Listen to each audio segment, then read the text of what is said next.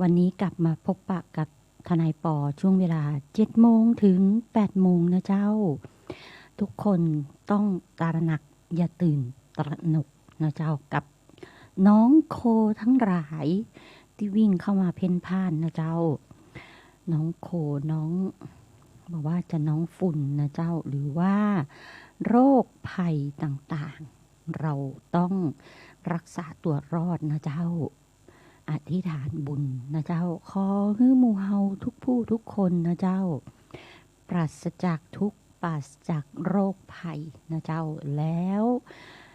สุขภาพจิตสุขภาพกายนะเจ้าก็จะมีความสุขเกิดปิติในกายในใจนะเจ้าเหตุการณ์ในปัจจุบันนี้เป็นเหตุการณ์สภาวะจากน้องโคมาวิ่งเพ่นพ่านควิดไปทั่วเลยนะเจ้า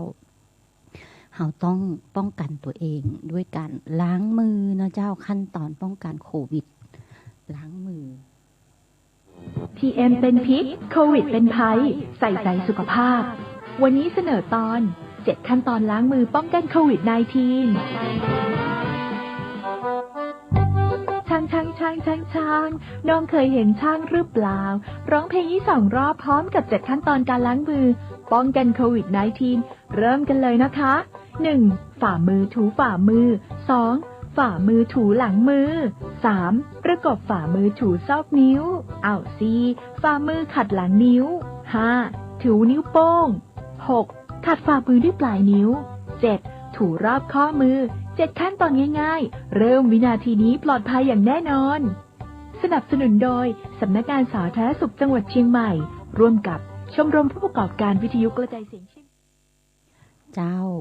สาธารณสุขเชียงใหม่ร่วมกับชมรมผู้ประกอบการวิทยุนะเจ้าสร้างคลิป7ขั้นตอนการล้างมืออย่างละเอียดยิบนะเจ้า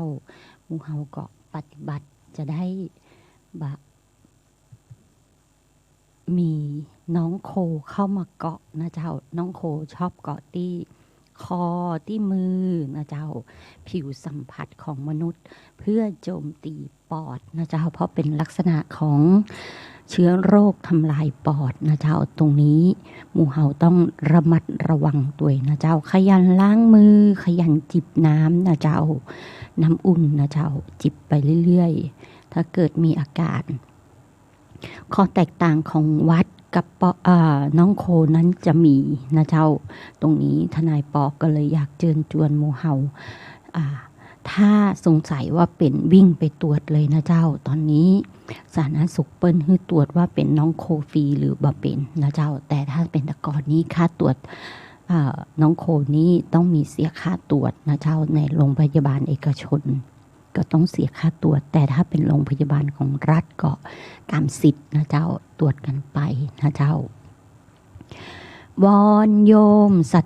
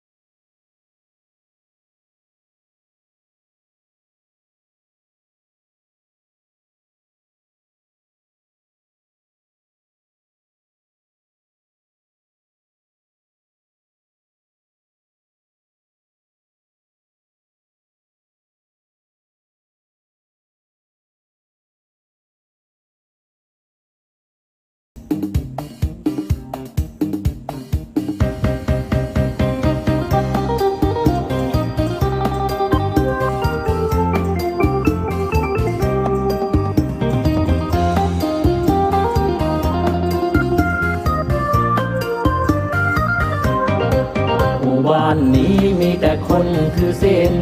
ที่นี่เป็นถิ่นของคนมีศรัทธานอกจากมีชาติเรายังมีศาสนารักษาศีลห้าคือหมู่บ้านของเราไม่เอาความโหดร้ายทุกชนิดไม่มีจิตคิดขโมยของเขาผิดทางเพศละมดเท็จไม่เอาสุรายาเมาเราทุกคนขอลาหมู่บ้านนี้มีแต่คนถือศีลที่นี่เป็นถิ่นของคนมีศรัทธานอกจากมีชาติเรายังมีศาสนารักษาศีลห้าคือหมู่บ้านของเราเรียกเอาความเมตตามาเสริมและริเริ่มสู้งานหนักเบารักเดียวใจเดียวซื่อสัตย์คำเราชีวิตไม่เมาเพราะมีสติปัญญาหมู่บ้านนี้มีแต่คนถือศีลที่นี่เป็นถิ่นของคนมีศรัทธานอกจากมีชาติเรายังมีศาสนารักษาศีลห้าคือหมู่บ้านของเรารักในหลวงห่วงลูกหลานร่วมกันต้านสิ่งไม่ดีไม่เอาหมู่บ้านศีลห้าของเราอยากให้อายเขาต้องช่วยกันรักษาหมู่บ้านนี้มีแต่คนถือศีลที่นี่เป็นถิ่นของคนมีศรัทธานอกจากมีชาติเรายังมีศาสนารักษาศีลห้าคือหมู่บ้านของเรา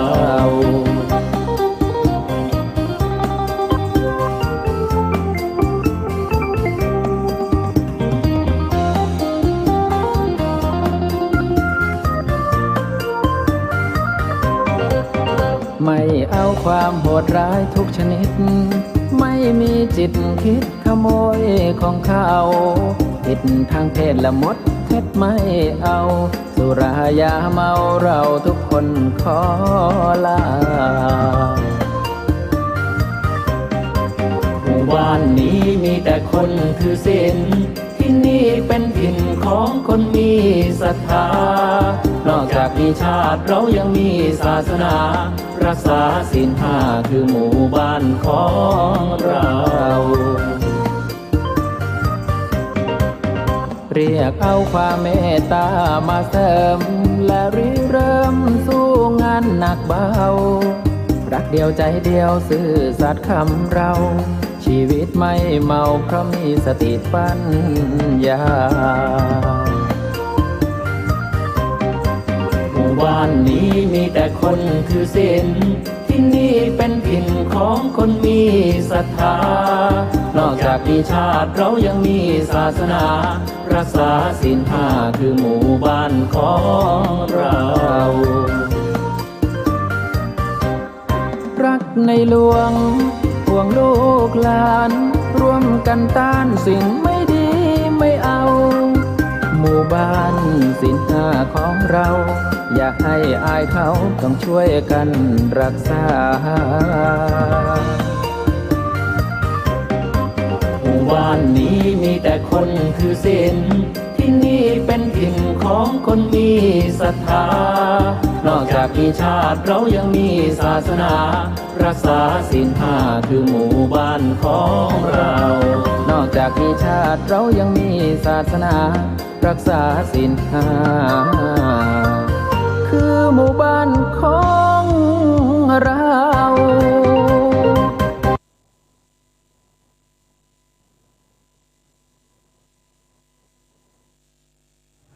เจ้าช่วยกันรักษาศีลห้านะเจ้าหมู่บ้านของเราจะได้อยู่อย่างสงบร่มเย็นเป็นสุขนะเจ้าแม้ว่าน้องโคมาภัยร้ายจากน้องโคก็บ่สามารถทำอันตรายกับหมู่เฮาเจ้าบ้านทั้งหลายได้นะเจ้าช่วงนี้เป็นช่วงที่ต้องรักษาเนื้อรักษาตัวกันนะเจ้า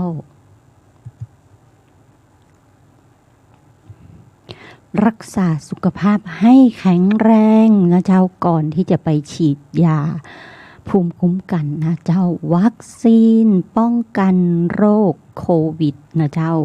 ใครที่อยู่ในกลุ่มสุ่มเสี่ยง7โรคนะเจ้าพักผ่อนร่างกายให้มาก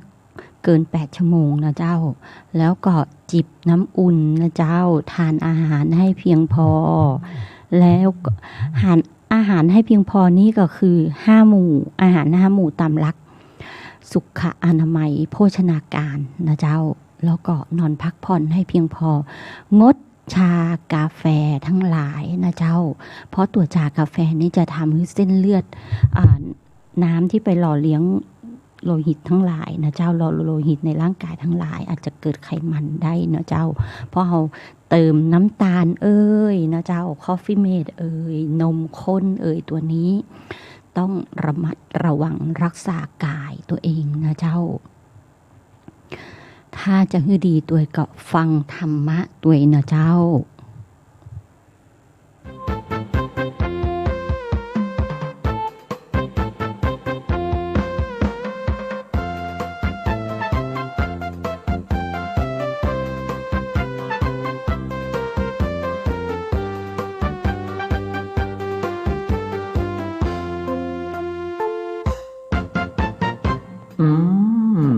เชิญฟังนะครับ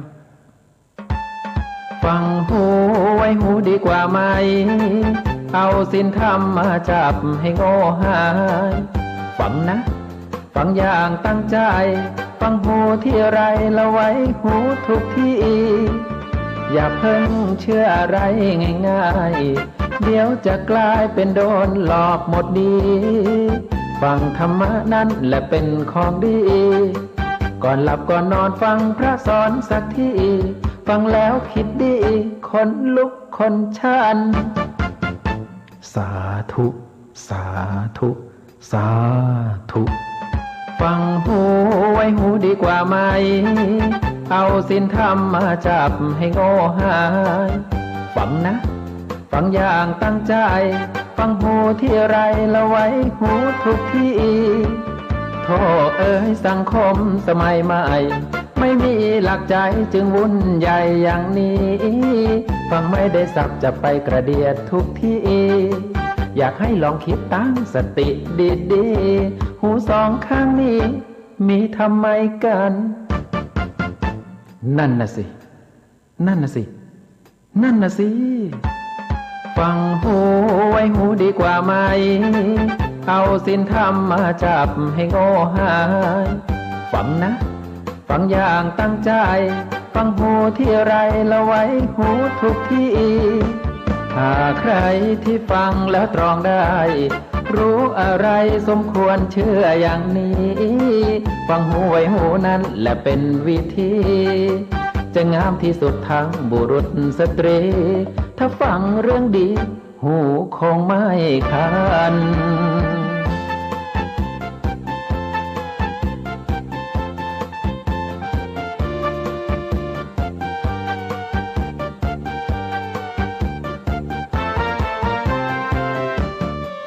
โธ่สังคมสมัยใหม่ไม่มีหลักใจจึงวุ่นใหญ่อย่างนี้ฟังไม่ได้สับจะไปกระเดียดทุกที่อยากให้ลองคิดตั้งสติดีๆหูสองข้างนี้มีทำไมกันฟังด้วยดีย่อมได้ปัญญาฟังหูไว้หูดีกว่าไหม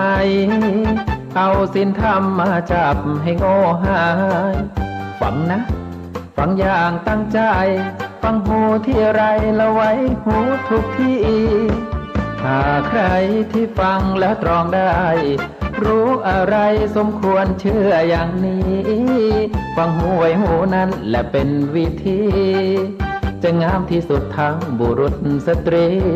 ถ้าฟังเรื่องดีหูคงไม่คัน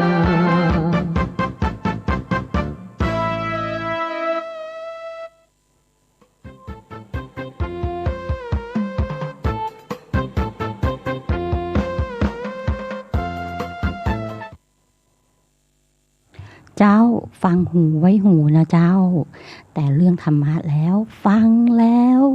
เต็มสองหูเลยยิ่งดีนะเจ้าธรรมะเบญจศีลเบญจธรรม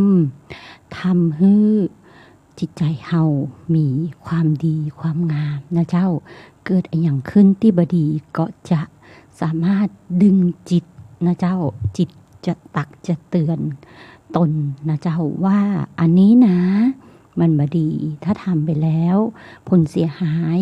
จะเกิดกับหมู่เฮานะเจ้าเพราะฉะนั้นก่อนจะทำอะไรอย่างนึกถึงศีลธรรมนะเจ้าเบญจศีลเบญจธรรมเตือนสตินะเจ้าจะบาเสียหายในทรัพย์สินจะบาเสียหายในชีวิตร่างกายนะเจ้า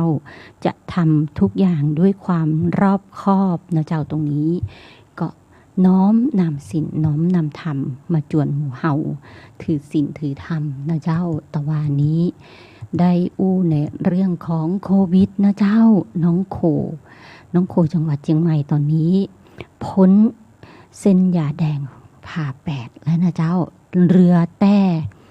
มีป่วยเพิ่มมา1 รายนะเจ้าในวันที่5 มิถุนายนมีป่วยเพิ่มมา1 ราย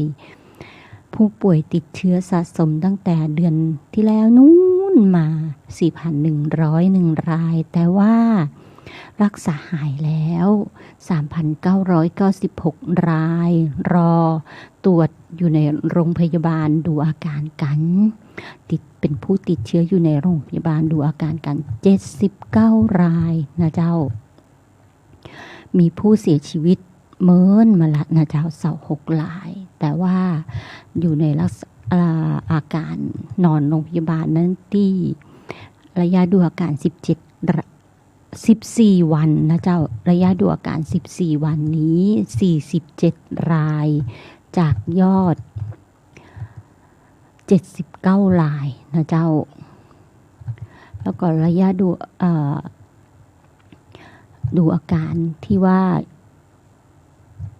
มีอาการน้อยแต่ไม่รุนแรงนะเจ้า22 รายมีอาการรุนแรงประมาณ10 รายแล้วก็ตะกี้10หรือว่า7บ่ใช่นะเจ้าตะกี้คือมีอาการแต่ยังไม่รุนแรง7 รายนะเจ้าแต่ว่ามีอาการรุนแรง3 รายแล้วอยู่ในโรงพยาบาลสนาม8 รายโรงพยาบาลรัฐ62 รายโรงพยาบาลเอกชน8 รายนะเจ้าโรงพยาบาลต่างจังหวัดและอยู่ระหว่างสอบสวนโรค1 รายนะเจ้ายอดจองคิวฉีดโควิดเมื่อวานนี้นะเจ้ารวมยอด900,000 กว่ารายนะเจ้าทั้งหมดของจังหวัดเชียงใหม่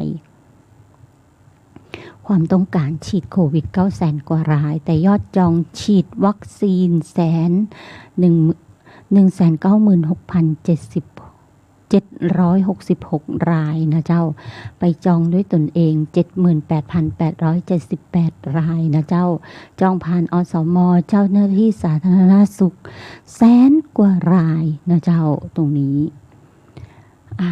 รักษาตัวรักษาสุขภาพให้พร้อมสับในการที่คิวเปิ้นจะห้องฉีดโควิดนะเจ้าแต่ก็ยังมีจำนวนผู้รอผลนะเจ้ารอผลแลบนอกจากจำนวนที่อูไปตะกี้คือยังมีผู้รอผลแลบนะเจ้าว่า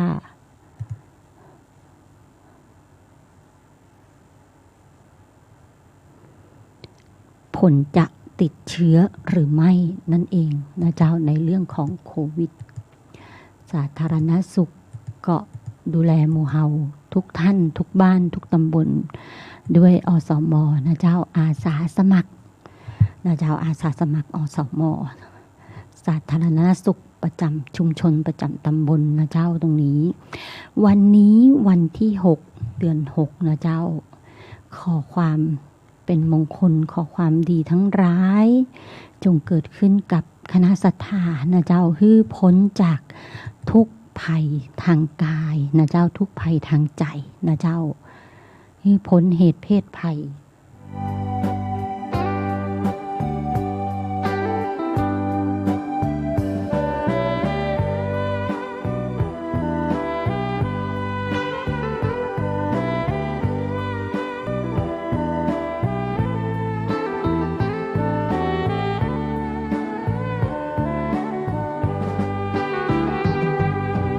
ทุกข์นั้นมี3 กองขอเชิญพี่น้องมาฟังเรื่องความทุกข์โลกแสนวุ่นวายมากมายปัญหามันรุกคนมีแต่ทุกข์ทวีทุกวี่ทุกวันทุกข์ทางกายและใจข้อหนึ่งฟังไว้เอาไปปรุงปรับแบ่งปันคำสอนมีมาทุกขเวทนาดื้อรั้นทุกหยาบเหนือชั้นคือทุกขเวทนาข้อ2ความทุกข์เรียกทุกขลักษณะทุกจริงจริงนะหรือทุกครั้งนั้นแหละนาสภาพไม่คงที่เปลี่ยนไปตลอดเวลาคิดไปคิดมากายารอท่าแต่ทุกข์ทุกข์ข้อ3ต่อไปเรียกว่าทุกข์ในอริยสัจเป็นทุกข์รูปนามกายใจทุกข์ในขันธ์5ยิ่งทุกข์1ทุกข์2ทุกข์3ทุกข์โอ้ทุกข์3 กอง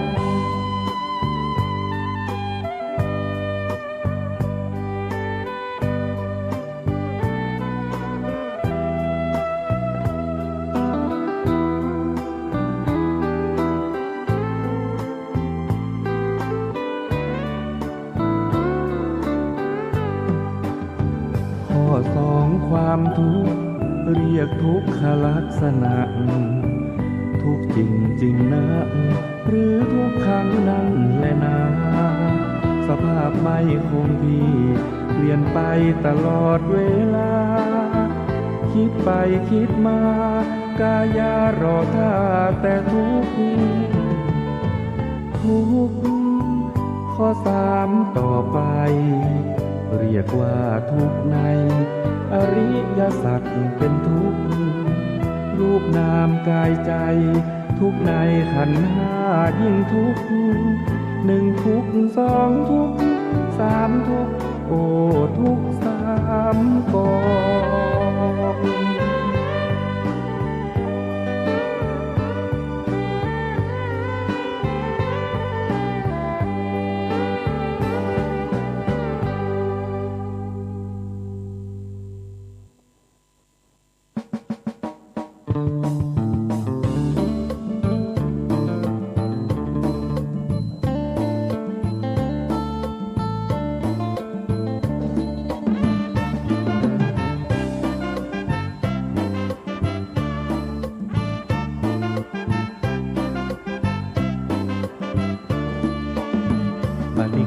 บำรุงแต่งปรุงให้ขันธ์นี้อยู่ชีวิตจำสู้ยืนอยู่กับการใช้กรรมจะเอาอะไรมากมายเกิดตายชี้นำวนหาแต่กรรมย้ำกับอุปาทานเกิดมาเป็นชีวาปัญหานั้นเรื่องของจิตบางครั้งยึดติดหลงผิดร้อนรุมเผาพลานหลงรสอารมณ์ตรมสนุกสนานหลงอุปาทานว่าสุขว่าทุกข์งงงวยชีวิตควรอยู่แบบผู้รักธรรมชาติสดใส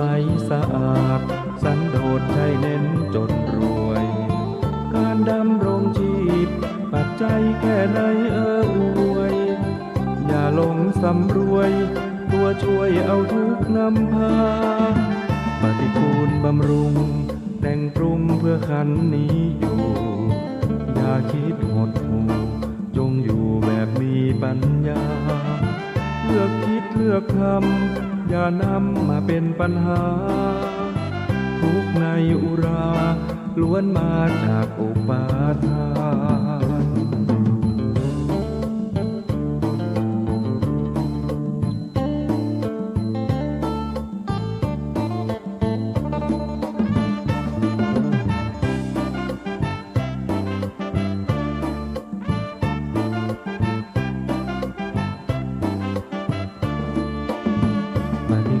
บำรุง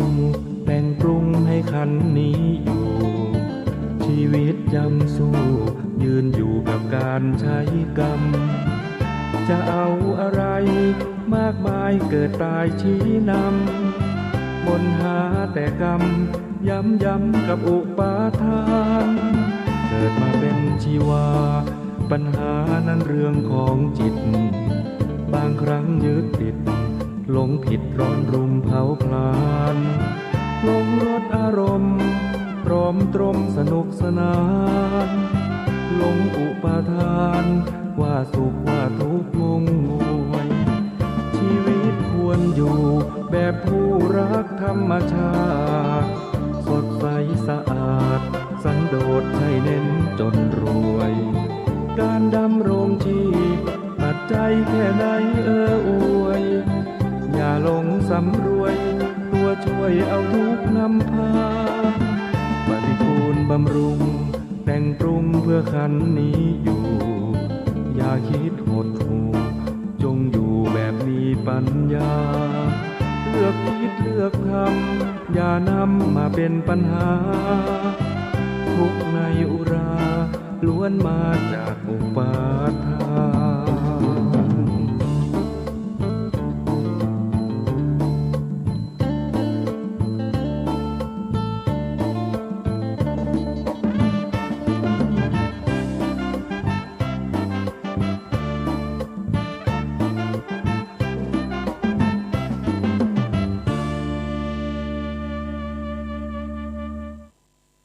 เจ้าขอขอบคุณคณะศรัทธา 104.5 เมกะเฮิรตซ์นะเจ้าที่เข้ามากดไลค์กดแชร์นะเจ้าได้ยินเสียงทนายปอแล้วอย่าเพิ่งเบื่อหน่ายนะเจ้าและขอขอบคุณอีกกลุ่มหนึ่งนะเจ้าทีมงานที่ดูแลเจ้าบ้านในตำบลหายานะเจ้าคณะเป็นห้องว่าอย่างตัวแทนเจ้าบ้านก็คือประธานชุมชนนะเจ้าท่านร้อยตำรวจโทชัยพลแสนมโนนะเจ้าประธานชุมชนรักษาประธานชุมชนเป็นห้องว่าอย่างรักษาการประธานชุมชนวัดนันทารามนะเจ้าลงพื้นที่ดูแลเจ้าบ้านเอาคำร้องมือเขียนนะเจ้าเนื่องจากต้นไม้ที่แถวหน้าบ้านนาร้านถนนหนทางนะเจ้าสูงใหญ่นะเจ้ากิ่งไม้ระสายไฟแล้วบางทีครั้งที่แล้วลมฝนมาก็ลงโอ้โหเกือบชายคาหลังคาบ้านทนายปอก็เกือบไปเหมือนกันนะเจ้าครั้งนี้ประธานชุมชนก็เลยลงมาดูแลโดยเอาคำร้องมือเขียนนะเจ้าเขียนรอบแรกแล้วนะเจ้าพอดีทางทีมงานชุดแรกเพิ่นว่าเกิดเหตุขัดข้องนะเจ้ารถติดใจกับเช่าเสียก็เลยขอไปทางเทศบาลนครจัดมาอย่างไวเลยนะเจ้ายื่นขอวันนี้พรุ่งนี้มาแล้วนะเจ้าคือมาเมื่อวานนี้วันเสาร์นะเจ้ามากันเป็นทีมงานเลยนะเจ้ารถกระเช้าพร้อมผู้ตัดต้นไม้นะเจ้า 3-4 ต้นตั้งแต่ปากทางซอย3สีปิงเมืองถึงซอย6นันทารามนะเจ้าเปิ้นเอากระเช้ามาตัดนะเจ้าตัดกิ่งไม้ดูแลชาวชุมชนนะเจ้าพร้อมทีมงานของแขวงแมงลายนะเจ้าทีมงานแขวงแมงลายเอารถจัดเก็บกิ่งไม้นะเจ้าพร้อมทีมงานที่ตัดเก็บกิ่งไม้ทั้งหมดนะเจ้ารถท่านประธานชุมชนเรียนว่าประมาณ 3-4 คันเลยทนายปอว่าโอ้ขนาดนั้นเลยเหรอคะต้องกราบขอบพระคุณเป็นอย่างยิ่งเลยนะเจ้ากับทีมงานของสท.สุธีนะเจ้าสท.สุธีมาธิทีมงานของท่านรองนะเจ้า รองสุนทรนะเจ้าท่านประธานชุมชนบอกว่าท่านรองสุนทรยามสิรินะเจ้าคือเจ้าหน้าที่บรรเทาสาธารณภัยมาช่วยตัดกิ่งไม้ที่ถนนนันทรามซอย6ด้วยนะเจ้าตรงนี้แล้วก็ขอบคุณตัวแทนสทในชุมชน5ธันวานะเจ้าสุธีสายมาธินะเจ้าท่านสทก็ท่านสุธีหมูอุจีถูกเจ้าสุธีสายมาธิโอเคขอบคุณในการทำงานของทีมงานนะเจ้าแต่ว่านี่ยังมีเศษกิ่งไม้อยู่ทนายปอก็ใจตุบๆต่อมๆเนาะเปิ้นจะมาเมื่อใดฮะยัง2 วันว่า3 วันหรือเปล่าปรากฏว่าเช้านี้เช้ามืดเลยนะเจ้าเปิ้นมาแล้วก็เปิ้นก็มาเก็บกวาดเรียบร้อยหมดเลยบ่เหลือร่องเหลือรอยทนายปอก็กลัวว่ามันจะละข้างถนนนะเจ้าตรงนี้ต้องกราบขอบพระคุณเป็นอย่างยิ่งเลยนะเจ้าคณะทีมงานเพิ่งได้รับการรับรองจากกกต.กันหลายท่านนะเจ้าตัวแทนเจ้าบ้านเริ่มทำงานโดยขยันขันแข็งกันนะเจ้าตรงนี้น้อมจิตกราบขอบคุณทุกท่านและขออนุโมทนาบุญทุกท่านด้วยนะเจ้า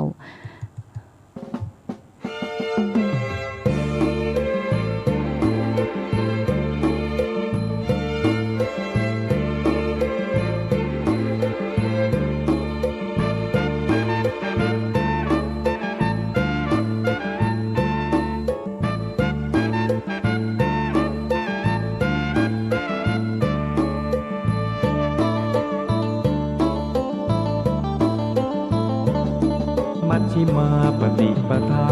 พระองค์ตรัสว่าเป็นทางสายกลาง8 ข้อชี้บอกแนวทางเดินตามสายกลางสว่างแจ่มใสเจริญสัมมาทิฏฐิข้อ1นี้ให้จำขึ้นใจสัมมาสังกัปปะท่องไว้ข้อ3ต่อไปเจริญสัมมาวาจา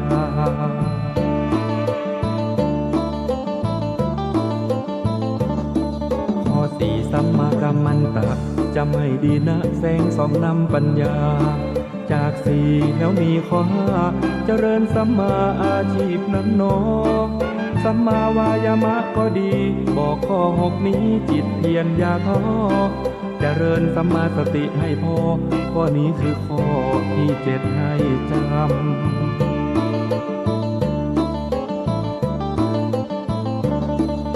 เจริญสัมมาสมาธิทั้ง8 ข้อนี้ท่านทรงชี้นำเรียนรู้แล้วปฏิบัติตามชีวิตงดงามดับความทุกข์เข็นตั้งใจและไม่โอนเอ็นหลงผิดกฎเกณฑ์นอกทางสายกลาง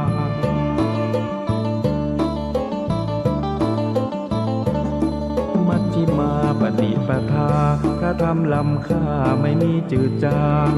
อริยสาวกรู้ทางไร้สิ่งกีดขวางตรงไปให้ถึงราคีไม่มีเกลือกลัวมุ่งดีเว้นชั่วเฝ้าคอยคำนึงสติสมาธิช่วยดึงให้เข้าไปถึงแก่นของพระธรรม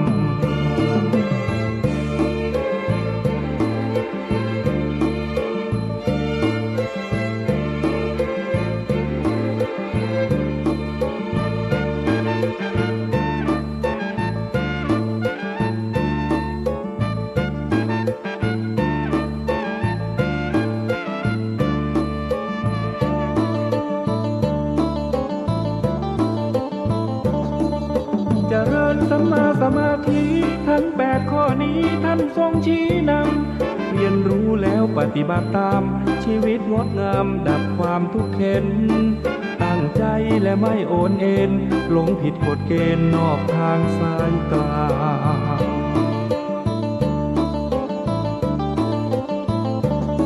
มัชฌิมาปฏิปทาพระธรรมล้ำค่าไม่มีจืดจางอริยสาวกรู้ทางไร้สิ่งกีดขวางตรงไปให้ถึงราคีไม่มีเกลือกลัวมุ่งดีเว้นชั่วเฝ้าคอยคำนึงสติสมาธิช่วยดึงให้เข้าไปถึงแก่นของพระธรรม ม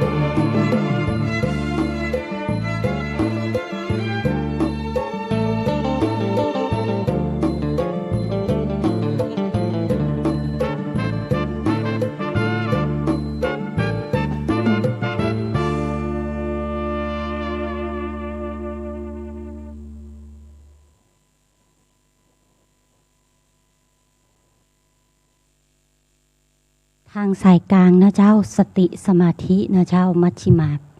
ปฏิปทานะเจ้าช่วยกันดูแลตนเองนะเจ้าอย่าเพิ่งเอ็นเอียงไปทางใดนะเจ้าบอกว่าทางซ้ายหรือทางขวาถ้า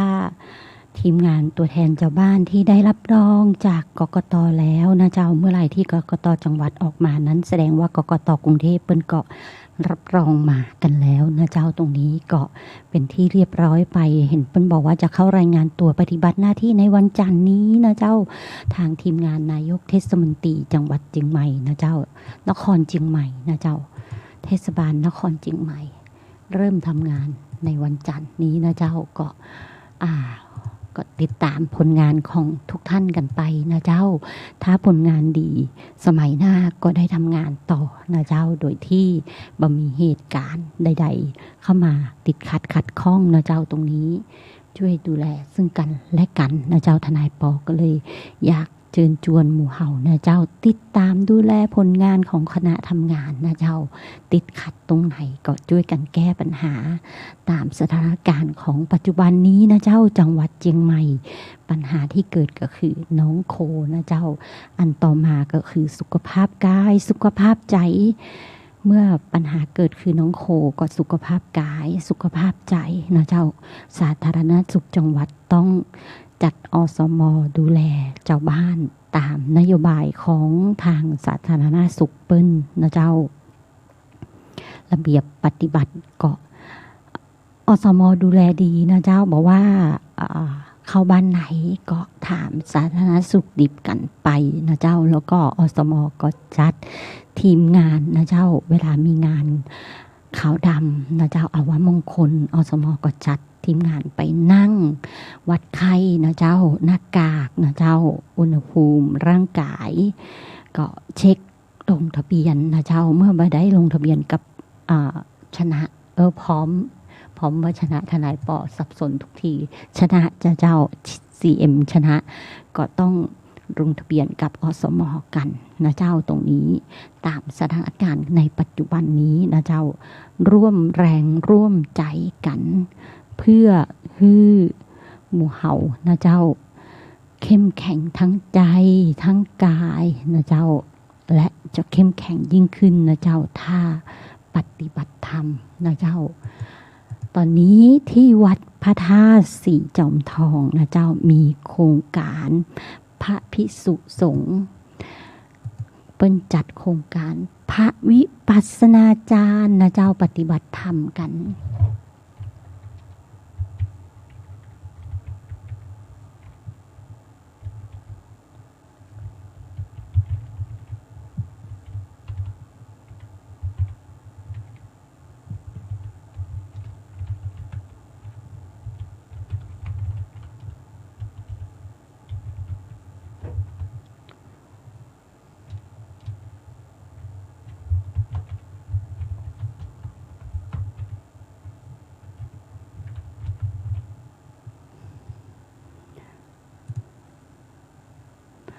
วัดพระธาตุสีจอมทองเปิ้นจัด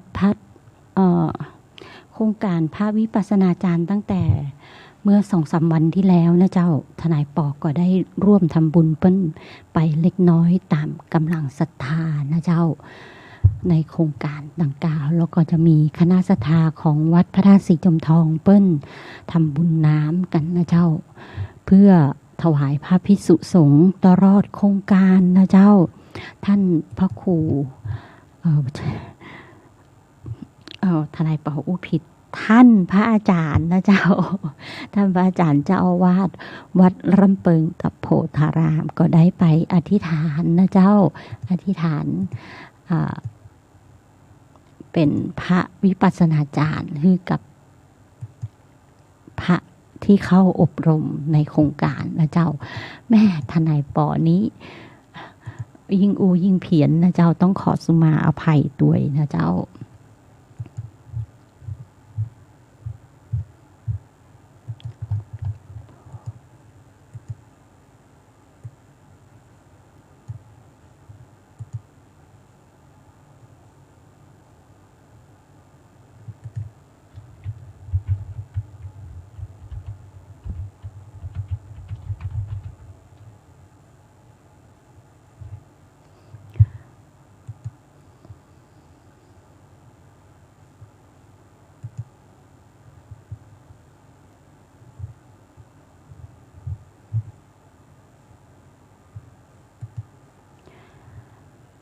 โครงการอบรมพระวิปัสสนาจารย์รุ่นที่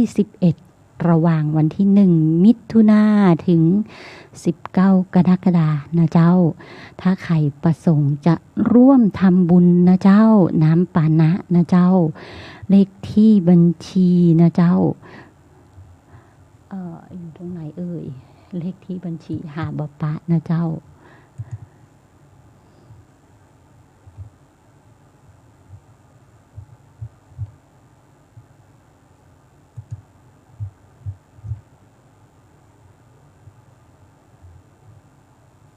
เอาเป็นว่า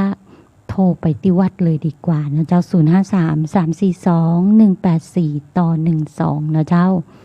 การทำบุญพระน้ำปานะนั้นเป็นบอกว่าตาน้ำเป็นเศรษฐีนะเจ้าถ้าใครอยากเป็นเศรษฐี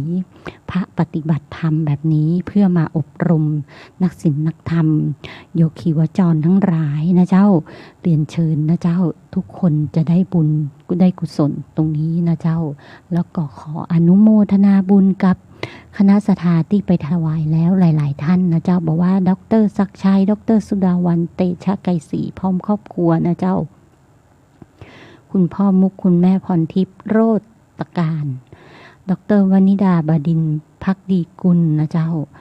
แล้วก็อีกหลายๆท่านนะเจ้าบริษัท SP แพทนะเจ้าก็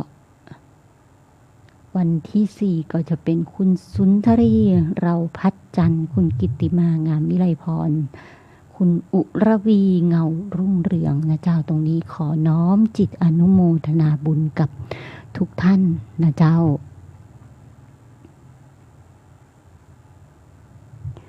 โรงพยาบาลจอมตองเพิ่งก็บอกว่าตอนนี้ต้องการเลือดนะเจ้ารับบริจาคเลือดที่โรงพยาบาลจอมตองนะเจ้า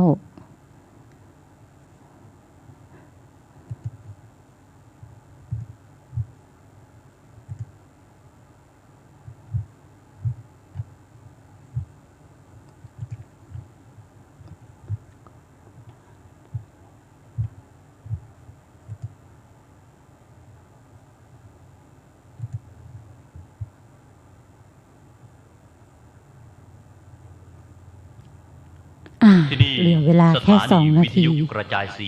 ต้องขออนุญาตนะเจ้ากล่าวลากันต้องกราบนมัสการลาและสวัสดีญาติธรรมทุกท่านเจ้าพบปะกับทนายปอกันใหม่ในเสาร์หน้านะเจ้าเสาร์หน้า 7 โมงถึง 8 โมงนะเจ้าวันนี้วันที่ 6 เดือน 6ขอให้ทุกคนประสบความสำเร็จในทุกสรรพสิ่งนะเจ้าที่นี่สถานีวิทยุกระจาย